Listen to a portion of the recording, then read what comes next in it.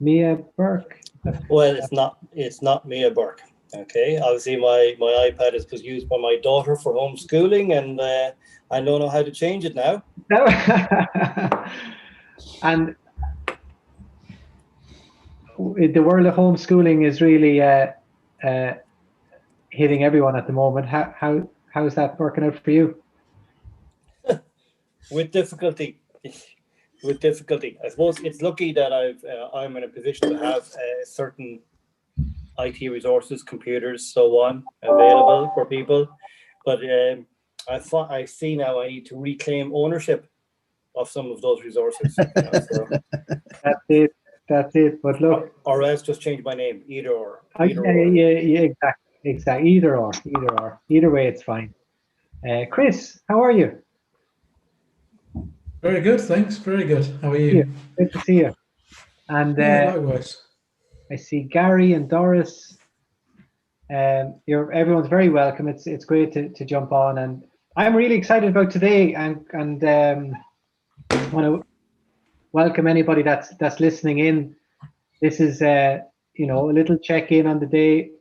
Every Friday we do this at 3 o'clock. We've a little get together, a cup of coffee, and people like Chris Tate, very welcome back. And I know Chris has been one of our guests previously, but today I'm delighted that Jesvin Thomas, who is actually the CTO and president of Scout Cybersecurity, and Jesvin will introduce himself in a moment. Delighted to have Jesvin join for a few minutes. I know how busy he is, but do you know what?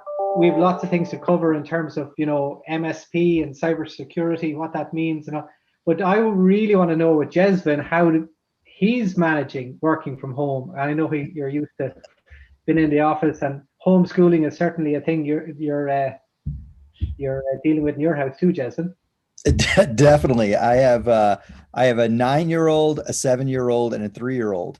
And so I was smiling when I heard the word reclaiming, because that's exactly what I feel I have to do beyond even just technology, just space.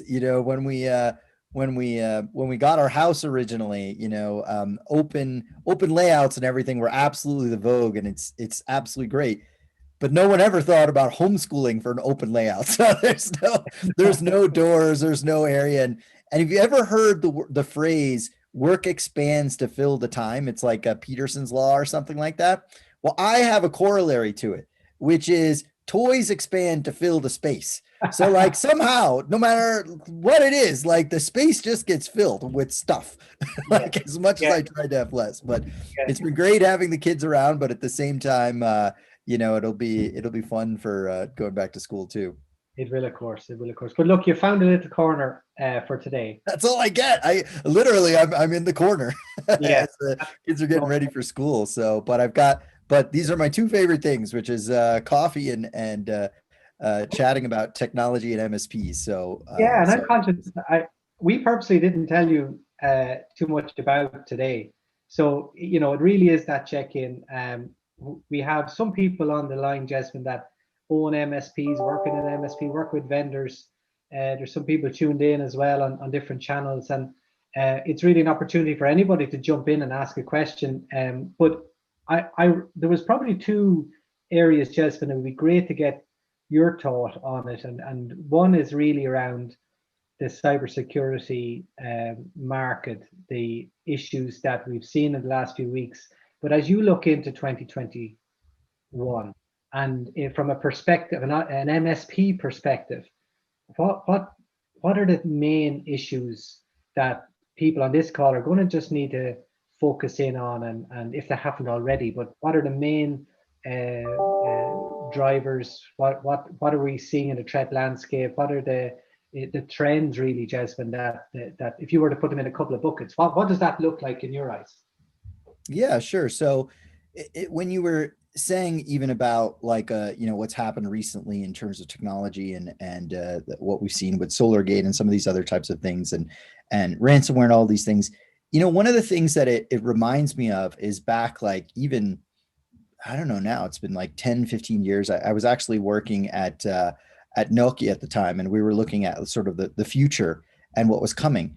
And back then, there was we were talking about different types of threat actors and what they would do, and people were just predicting the movement of organized crime into cybersecurity. Right now, it's a given, but but I remember, talking about it from the perspective of like the impact more than this, just the technology. So back then, technology, we were talking about cross-site scripting and website defacement and all of these things, and the concept of ransomware never even existed. But the assumption on the trend was that as cyber, it wasn't even called cyber back then. It was just information security, and we were lucky to have it called information security, because I think before that it was called like it was like one step better than doing taxes, probably, like stuff you didn't want to do but felt like you had to do. And but we were talking about, like as data got digitized and surface area increased, that people are going to look to get value out of that, extract value in criminal ways or other, nefarious ways.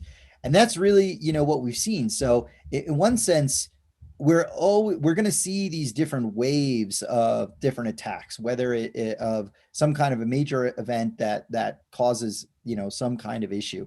And a while ago was IoT devices, and before that disruptive malware and ransomware, and all of these different types of things. But I think the trend that has not changed and is not changing is that cybersecurity is just going to continue to become extremely important and pervasive, unfortunately. And it's driven by the trend that the trend that's driven by is data, data expanding and data usage and digitization and all of those things. So it's like you can't reverse cybersecurity because you really can't reverse that first trend. And in some ways, it reminds me too of like physical security. So recent events we've seen, like surprising breaches of physical security, but it's also because we've gotten so used to order in a lot of ways, and so like we need less physical security compared to the types of dangers that could exist in physical security. And I think when I think of like when physical security was a biggest issue was when land was expanding and like there wasn't as much people per square foot or something like that. And so in the same way, it's like while that's stabilized, until the wave of digitization is stabilized, which I don't think is happening anytime soon, cybersecurity is going to continue to be an issue. So it kind of goes without saying, but I just wanted to kind of like, it's not just about any one particular thing and any one particular time.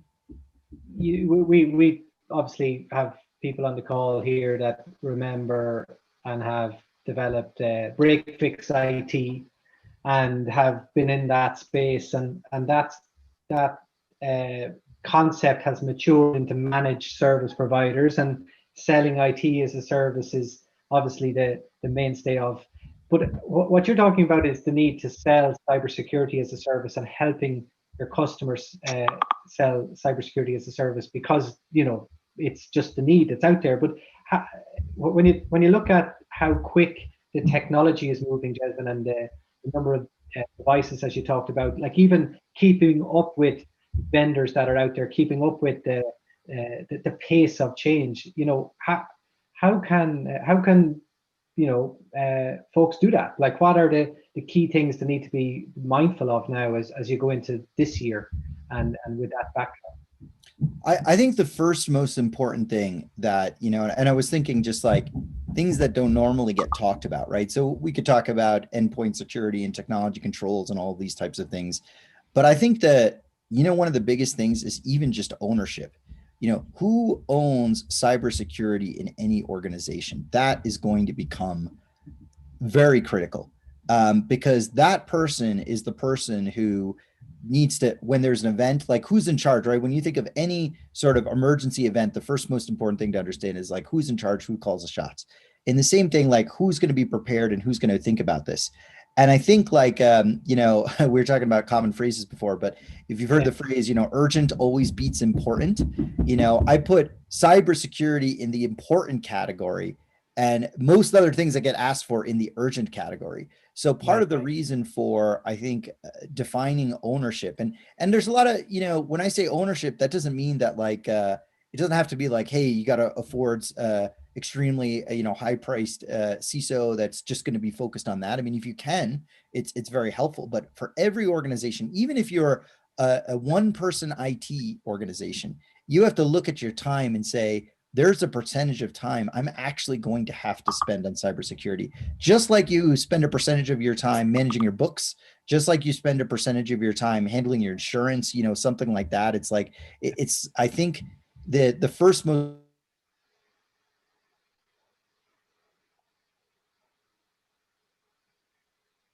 Is that me or Jasmine? I think we Hey, lost. Jimmy, he was in full flight. Bad things that can happen. Oh, there he Here is. we There are. he is. Here we are. Did I lose you? For a Yeah. second there, yeah. Oh, I had no idea. No, just for a second. Just for a second. Just for a second. But Another piece No, of that- work from home, right? That I'll be looking forward to I ditching. know. But look, Where did I lose you? You weren't full flight. But let me reset a little bit, because the other aspect of all of this, Jasmine, and we talk about it all the time around lack of talent. Like, there's 4 million open cybersecurity positions today globally. Accessing. So let's assume we have a customer with a problem today, and been able to access talent to help.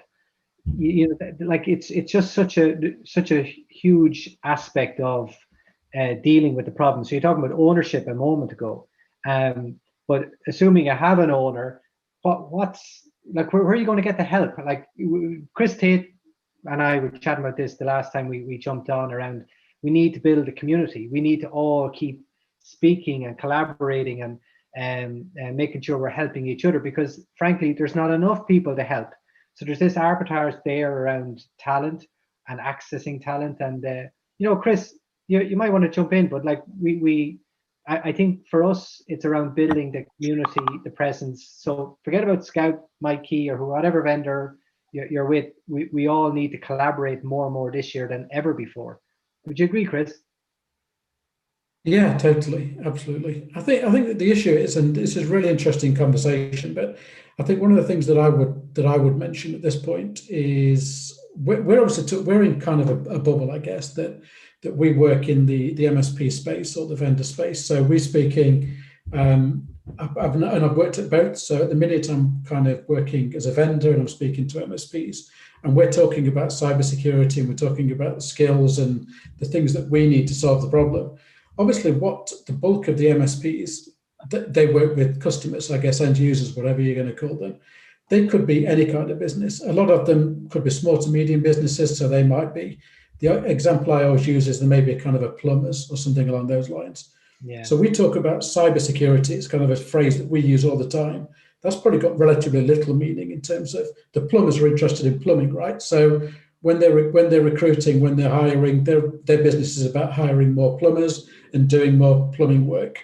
They're not interested in the kind of nitty gritty of cybersecurity. It's probably not even a phrase that they recognize.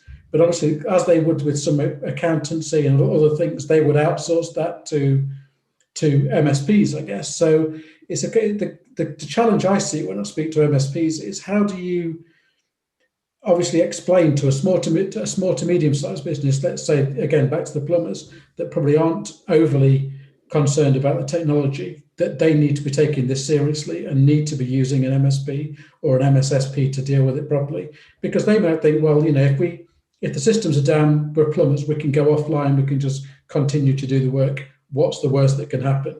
And I think that's the challenge that I keep coming across from the SME community as it bubbles up back into our little world.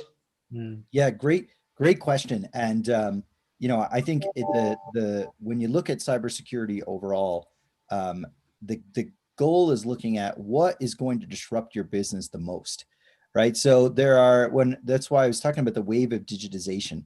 There may be companies so far where the wave hasn't fully hit, but it's surprisingly insidious. So in one sense, it's like, now I've seen, like, I actually had someone come to my house to repair some things, and their entire work order was on an iPad, right? They actually, it's all distributed now. So it's like, they just pick up the iPad, it tells them where to go, what to do, how to charge me, whatever. If they showed up to my house and that iPad didn't work, they wouldn't even know what to do. They couldn't take my money. They couldn't, they couldn't figure out how to sign off on it and things like that. And I think that's where we're gonna one thing to remember as an MSP is the wave is moving towards us. So you don't have to necessarily scare everybody. You have to get them to think about it and think about what the impact would be. And then from that perspective, help them make it's like a risk-informed decision. And because we know that the wave is moving towards us, eventually that risk-informed decision is going to exceed the risk is going to exceed their willingness to accept it. But being able to describe that in their terms is very important. So I remember, like a few years ago, even talking to auto dealerships, and it was a similar thing. They're like, okay, we sell cars, like do we really need all this, cyber stuff? And what they thought of was like the wireless guest network, like we'll protect that, right? And they thought that their area is pretty well protected. But what happened to them and how we ended up talking to them was that their one critical computer they had was to process loans, and specifically to get people's credit information so that they could process the loan and know what the loan was worth. And that machine had ransomware on it. And nobody cared about that particular machine, but that machine was locked down by MAC address or some other protection for licensing of this thing. They couldn't process a single loan, which means they couldn't sell actually a single car. And so getting to that is always difficult. But I think as an MSP, like you can be more powerful, more capable, understanding the company's business process and what's critical to their business, and then understanding what the impact is going to be. And that's what I meant by ownership. Even is this like, it's hard to do that if you're not thinking about that at a certain time. And certainly some are going to be easier than others, right? If they're a financial institution, if they're a hospital, if they're a whatever. But I think the wave continues to come, and therefore digitization continues to come. And so there will be points in the business that will just not be achievable. At some point, probably those faucets and those those pipes will have IoT sensors and stuff. I mean, you never know, right? But even before that, I think speaking in their language and understanding what the risk is and the cost versus the risk, and that says, can you afford to have your business down or afford for this to happen? You don't have to scare them. You just have to say, okay, if you think you can afford it, then it is going to be what it's going to be. But eventually, and I think I think that's really interesting way of looking at it, because as an industry, we've done again, going back in the day, we've done a great job. It's kind of taken as given now that things like extended warranties and things were sold on hardware and software renewals on almost the same basis of saying, well, if this is on the days of on-premise, but if these servers went down, you wouldn't be able to transact this business. You wouldn't be able to get the work orders to your guys. I guess it's now including the sort of cyber risk in that same equation and saying, well, it's, I guess, in the same way that probably people look to put sort of secondary internet capabilities in. So with sort of 4G, 5G backup and things, to say, well, if this goes down, you can't work. And I guess it's the same with cyber, saying that if these machines, if you get this cyber problem, then your business is not able to work, and just including that in part of the overall risk. So I think it's a path that the MSP community have trodden before. It's just a slightly different conversation. That's right. That's exactly right. And it's like performance and uptime monitoring. I say the same thing even in terms of application security. So with QA, there's a point in time where you build applications and you go, well, you know what? I'm such a small company, and if my website goes down, I have no revenue anyway. So I'm just going to focus on building my application. But there comes a point in time where that company, that application has generated enough revenue that losing revenue due to downtime is just as bad as missing a feature. And that's the way I describe like application security to people who are looking at applications. And like you said, in a similar way, when it comes to any IT technology, at some point it's like, yeah, you're right. I would want an overnighted laptop machine, because when it does fail, I really need it, to run Excel, even if it's as simple as run Excel, it becomes critical. Great. We're going to wrap up in a second, Jesvin, and I do want to, like, if anybody is on the line and wants to just jump in and ask a question while Jesvin's on, it would be great. But if there was one thing, Jesvin, and I'm going to put you in the position, you're running your own MSP, you have a bunch of customers that you're looking after. Like, what's the one thing in 2021, or even if you look at the next couple of months in 2021, that you'd make sure you're doing? Yeah. So, but besides ownership, I would say the one, if you had nothing at all, the one thing I would definitely do today is make sure your endpoints are secure and your endpoints are strong, with strong endpoint protection.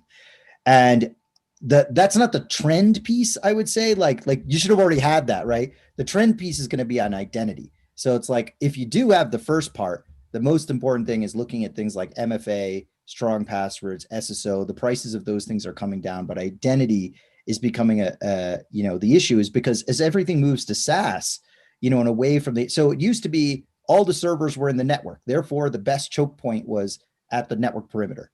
Then things started getting distributed. And so the best choke point was at the laptop. And now everything's even more further distributed into the cloud off the endpoint. So the best choke point is at identity. So I'd say that's probably the biggest thing. But if you haven't covered the other choke point, like it's still, endpoints aren't going away anytime soon. Great. Well, look, it's always a pleasure to talk to you, Jesvin. Thanks for taking some time.